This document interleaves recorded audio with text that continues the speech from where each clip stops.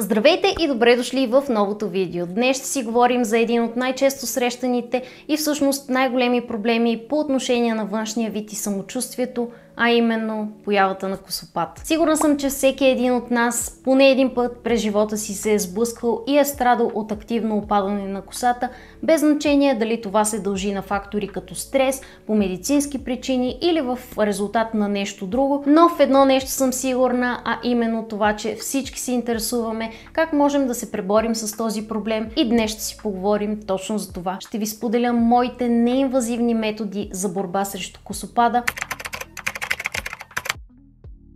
Нека първо да си поговорим за основните неща, като естествения растеж на косата и всъщност какви видове косопад има, за да не бъркате едното с другото. Да започнем първо с естествените фази на растеж на косата и как те могат да повлияят върху нейното уредяване. Косата стандартно преминава през общо 4 фаза на растеж: преходна фаза, фаза на покой и фаза на падане, като първата фаза, анагенната, тя е с продължителност между 2 до 7 години и зависи според генетичното ви предопределение. Обикновено между 85 и 90% от космите по скалпа са в тази фаза и при нея фоликулите активно произвеждат косми, като средната скорост е горе-долу около сантиметър на месец. При катагенната фаза, втората фаза, т.е. преходната фаза, фоликулът се свива и косъмът спира своя активен растеж, като вече се подготвя да падне. Обикновено този етап продължава между 2-3 седмици и едва 1 до 2% от космите попадат едновременно в тази фаза. При третият етап реално фоликулът вече си почива, като все още има закрепен косъм, но няма никакъв растеж при него, докато при последната фаза косъмът вече окончателно се отделя от фоликула и всъщност пада. При нормални обстоятелства и при добро здраве е приемливо да губим между 50 до 100 косъма на ден, но какво се случва, когато тези естествени цикли на растеж на косата и броят на космите, които падат през деня, се увеличат? Всъщност се появява косопад. Видовете косопад могат да бъдат най-различни, като всеки един от тях изисква съответното лечение. Най-често срещаните това са андрогенетичната алопеция, телогенният ефлувиум и косопада на дефицити. При андрогенетичната алопеция играят роля най-вече генетичната ви предразположеност и всъщност действието на хормона дихидротестостерон, ДХТ, който свива космените фоликули и постепенно води до оплешивяване. Този вид косопад често се среща при мъжете, като се характеризира най-вече с отстъпваща линия и с оплешивяване в зоната на темето, докато при жените има изтъняване на косата по целия скалп. Този тип косопад, за съжаление, се лекува доста по-трудно от останалите и изисква по-сериозни терапии, като примерно лазерни процедури или да речем активни съставки от типа на миноксидил, а понякога вече може и да се стигне до нуждата от по-сериозни процедури от типа на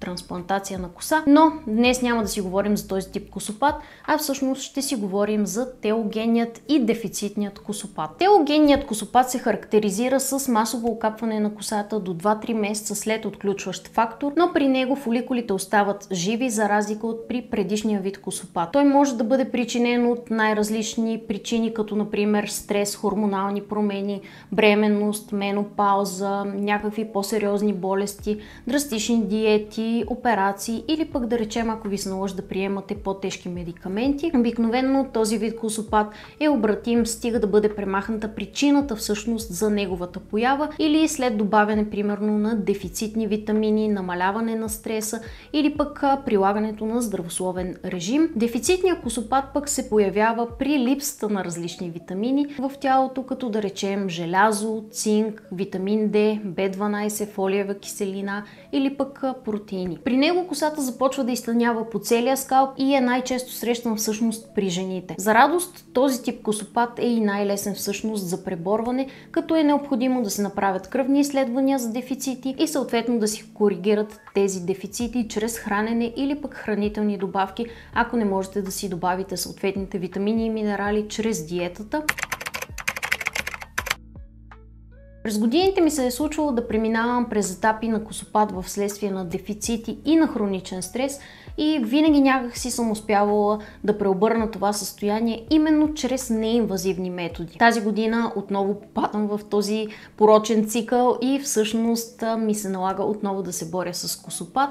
Затова реших днес да ви споделя всъщност какви са моите 10 начина да се справям с телогенният и дефицитния косопат. След като ви разказах всъщност какви видове косопат има и какъв е естественият цикъл на растеж на косата, е време да си поговорим и за възможните терапии за ограничаване и най-вече за решаване на този проблем. Ще започна първо с най-важните, а именно вътрешните промени, които трябва да приложите, като постепенно ще премина към козметиката и продуктите за коса, които всъщност ми помагат в борбата. Но нека първо да започнем с най-съществените, тези, които ще дадат най-голямо отражение и ще променят положението за вас. Първото нещо, което наистина трябва да имате предвид, това е проверката и справянето с всички медицински проблеми, които имате. Ако имате проблеми с щитовидната жлеза, автоимунни заболявания като алопеция ареата, като анемия, нека бъдем честни, няма да намерите абсолютно никакво средство,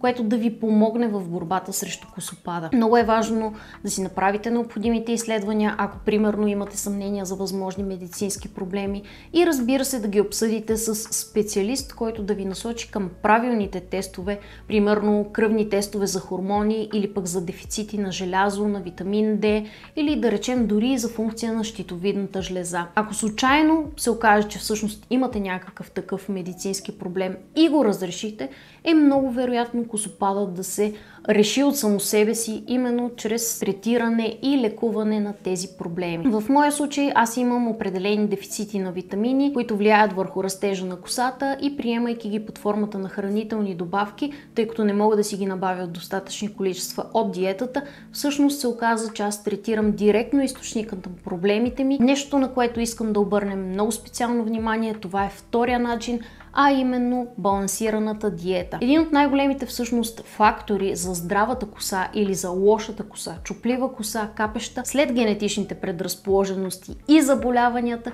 всъщност е храненето. Здравата коса започва отвътре и понеже косъмът е изграден от протеини, т.е. от кератин, неговия недостиг може да доведе до значително по-слаб и чуплив косъм. Минералите и липсата им, като желязо и цинк, могат да повлияят върху снабдяването на фоликулите с кислород. Витамините от група B пък се грижат да поддържат нормалния растеж на косата, а пък витамин D и омега-3 масните киселини могат да подобрят здравето на скалпа, така че една балансирана диета, която е богата на витамини и минерали, както и на полезни мазнини и протеини, всъщност може да ви осигури необходимите нутриенти за една здрава коса по естествен път. И тъй като косата, кожата и ногтите са вторични системи за организма, ако вие не си набавяте достатъчно нутриенти, всъщност организма пренасочва всички тези нутриенти към жизнено важните ви органи и вторичната система я оставя на заден план и съответно това също може да се прояви под формата на косопат, именно тези дефицити.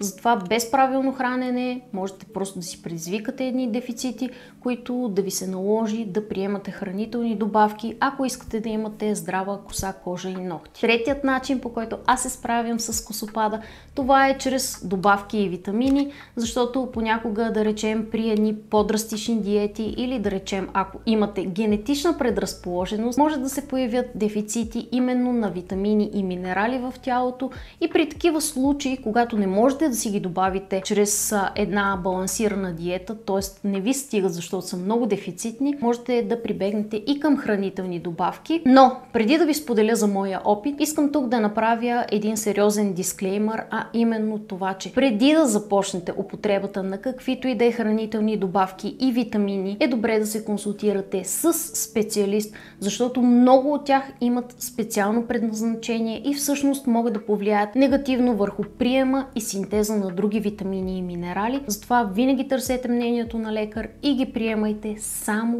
при нужда. Не ги приемайте на своя глава. В случая добавките, които аз вкарах към рутината си, това са желязо, биотин и омега-3, и определено видях много голяма разлика още през първите 10 дни на приема. Желязото го приемам заради заради установен дефицит. Него не ви го препоръчвам да го приемате на своя глава, защото всъщност то може да повлияе негативно върху усвояването на други минерали, като магнезий и цинк, и освен това желязото не трябва да се приема заедно с кафе или с зелен чай заради танините, които се съдържат в тези напитки, които пък от своя страна намаляват усвояването на желязото. Останалите две добавки ги включих след консултация с специалист, като ефекта, както казах, се усети още в самото начало. Косата започна да пада много по-малко и всъщност кожата и ногтите започнаха пък да се възстановяват много по-бързо. И затова бих ви казала, че ако имате някакви съмнения за дефицити на витамини и минерали, поговорете с лекуващия ви лекар и ги изследвайте преди да започнете да ги приемате. Витамините, които могат да повлияят върху косопада, това са витамин D, B12, биотин, фолиева киселина, цинк, желязо и така нататък. Преди да прибегнете към хранителни добавки, ако нямате дефицити,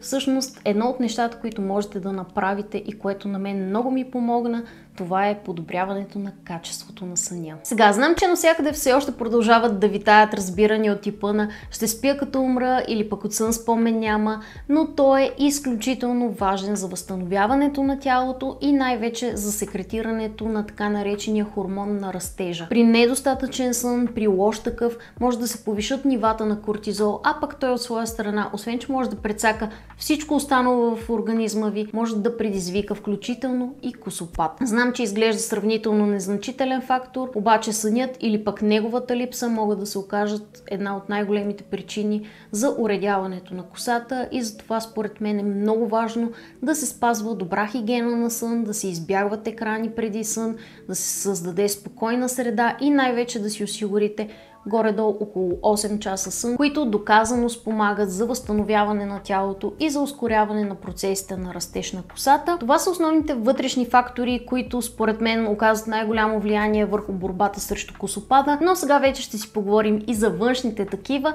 а именно първото нещо, което правя е подходящо миене и грижа. Значи, не съм привърженик на тренирането на косата и един от факторите, които всъщност ограничиха драстично косопада, е именно редовното миене на косата. Знам, че за някой от вас ще звучи супер безумно, но мия косата си винаги, когато се замърси или пък когато се омазни. В случая това може да значи, че всеки ден я мия, през ден я мия, а понякога дори ми се налага да я мия 2 пъти през деня. Но при сесиите на трениране на косата, през които всъщност не съм я мила в продължение на 2-3 дни, забелязах, че тя пада много повече, отколкото когато я поддържам чиста и именно заради това се налага да я измивам постоянно. При измиване обаче спазвам няколко основни правила, като например доброто почистване на скалпа и по-малко внимание отделям на самите дължини, за да не ги накъсвам, за да не ги изтощавам. Винаги нанасям шампуана директно върху скалпа, никога преди това върху ръцете и движенията, които използвам, са или напред-назад, или нагоре-надолу. Разнасям хубаво, не използвам абсолютно никакви кръгообразни движения, просто за да не оплитам косата, а пък когато е мокра, я разплитам нежно с пръсти и чак тогава използвам четка, стартирайки винаги от най-долната част на дължините нагоре, за да премахвам всяко едно от малките възелчета, а не да ги слагам едно върху друго и след това да се налага да късам коса. И понеже сме на темата с измиването, един от способите, който най-много ми помогна за борбата с косопада, това е използването на специализирани шампуани. Грижата за скалпа е много, ама много по-значима за косата, за здравата коса, отколкото използването на перфектния салонен шампуан. През миналата година тествах най-различни, буквално най-различни шампуани, салонна грижа, за обем, за блясък, за плътност, за какво ли още не. Показвал съм ви ги в други видеа, но най-накрая ми се наложи отново да се върна към добрите стари аптечни шампуани, които са с активни съставки и които се борят с кожните проблеми на скалпа. Примерно формулите, които са с кетоконазол, са много подходящи при себореен дерматит, който пък може да причини изтъняване на косата. Кофеинът и ниацинамидът пък от своя страна стимулират микроциркулацията и по този начин спомагат за възстановяването на косъмните фоликули. Много е важно, когато избирате шампуан, да избирате такъв, който е с нежна формула и който не изсушава прекалено много скалпа, но в същото време го поддържа поддържа чист, защото каквото и да си говорим, всъщност то е основата за растежа на една наистина здрава и хубава коса. Следващото нещо, което направих, е да огранича топлинната стилизация. Последните 5-6 години винаги след баня изсушавам косата си с сешоар, като в случая спрях да използвам всякакви източници, които са с висока температура, за да не я увреждам допълнително и да не накъсвам самия косъм. Защо ми се наложи това нещо? Защото не харесвам термозащитата и всъщност не съм намерила все още продукт термозащитен, който да не прави косата мазна, да не я отежнява, да не я прави мръсна. Просто не намерих перфектната термозащита и съответно ми се наложи да се откажа и от източниците на висока температура. За сметка на това пък стъпката, която предприех, е да суша косата си на ниски градуси, между 30 и 45, за да мога да запазя влагата в нея и да мога да я запазя възможно най-здрава за по-дълго време. Преди няколко месеца попаднах на много интересно изследване, което е проведено от Корейския университет Йонсей, и всъщност в това изследване се оказа, че изсушаването с сешоар на разстояние минимум 15 см при 75 градуса температура и с непрекъснати движения на ръката всъщност предизвиква много по-малко увреждане и изсушаване на косата, отколкото ако я оставите да изсъхне така. И освен това имаше проучване, в което се оказваше, че изсушавайки косата си с сешоар, всъщност косата започва да се омазнява по-бавно, отколкото ако я оставите да изсъхне сама, именно заради това, че влагата в корените е за много по-кратко време, а когато се задържи повече влага в корените, всъщност това предизвиква отделянето на повече себум. Определено ви препоръчвам, ако оставяте косата си да изсъхва естествено, да промените това и да започнете да я сушите с сешоар. Следващата промяна, следващия начин, чрез който се боря срещу косопада, това е да не използвам вече никакви тежки прически и никакви супер стегнати опашки. Може би една от най-големите причини за косопада ми през годините всъщност са били именно тези супер стегнати, супер стегнати конски опашки, които си връзвах, които всъщност създават едно постоянно напрежение върху фоликулите. Те бяха толкова стегнати ги носех, че всеки път, в който излизах навън с вързана коса, се прибирах с невероятно главоболие, което минаваше в момента, в който си сваля опашката. Просто смятайте колко силно съм я опъвала тази коса, просто е безумно и в момента, като се замисля, не мога да повярвам защо съм си го причинявала. Това състояние си има конкретно название, а именно тракционна алопеция. Това е косопад, който е причинен от механично дърпане и всъщност той може да се получи от опашки, стегнати кокове, плитки и така нататък. Също така може да се получи и от четката за коса, с която си опъвате косата. И всъщност при по-продължително носене на такъв тип стегнати опашки, може фоликулите да отслабнат трайно и всъщност да си причините едно много сериозно уредяване на косата. Най-голямата промяна, която аз лично направих за себе си, е да спра да си връзвам косата с онези отвратителни ластичета, които всъщност освен всичко останало я накъсваха и супер много. И това, което правя в момента, е да използвам щипки за коса или пък пластмасови ластици тип телефонен кабел. Винаги внимавам колко силно захващам косата си и гледам да няма никакво напрежение, за да не се издърпва самата коса от фоликулите и по този начин, да ви кажа честно, пада много по-малко коса. Следващото нещо, което правя, това са масажите на скалп. За тях, честно казано, нямам много доказателства за това, че работят, но всъщност аз продължавам да си ги прилагам ежеседмично. Основната цел на тези масажи е всъщност да се стимулира кръвообращението и доставката на хранителни вещества до корените, като по този начин може всъщност и да се удължи фазата на активност на самите фоликули. Аз лично използвам специализирана силиконова четка, която е много мека и нежна, и нанасям също така и масла за стимулиране на растежа. Както и при измиването, така и тук всъщност винаги гледам движенията да са или напред-назад, или нагоре-надолу. В никакъв случай не използвам кръгообразни движения, защото добавяйки масло в корените, просто мога много сериозно да си оплета косата, а аз лично искам да избегна това. Оставям горе-долу 30 на минути да подейства маслото и след това използвам двойно измиване, за да го премахна. И последното нещо, което всъщност правя, това е да използвам спрейове и серуми, които са за сгъстяване. Сега, тези продукти продукти не ги използвам за активно третиране, а по-скоро като спомагателно или пък като за по-добър визуален ефект, тъй като някои формули временно успяват да сгъстят косата, но нека не се лъжем, в действителност няма как да излекуват косопада в дълбочина, ако причините са други. В повечето случаи тях ги използвам като някакво допълнение към рутината, за да има повече грижа. Това са моите 10 неинвазивни методи за борба с косопада. Ще ми е много интересно да разбера какви са вашите. Споделете ми ги в коментари, какво правите вие, използвате ли някой всъщност от моите методи. Наистина ще ми бъде интересно да прочета. Надявам се, че това видео ви е било интересно и полезно. Надявам се, че сте научили нещо ново. Ако е така, не забравяйте да натиснете палец нагоре, да се абонирате за канала. Също така натиснете камбанката, за да получавате известия за всяко ново видео, което кача, защото иначе YouTube няма да ви прати известие, и ще се видим в следващото видео. Чао!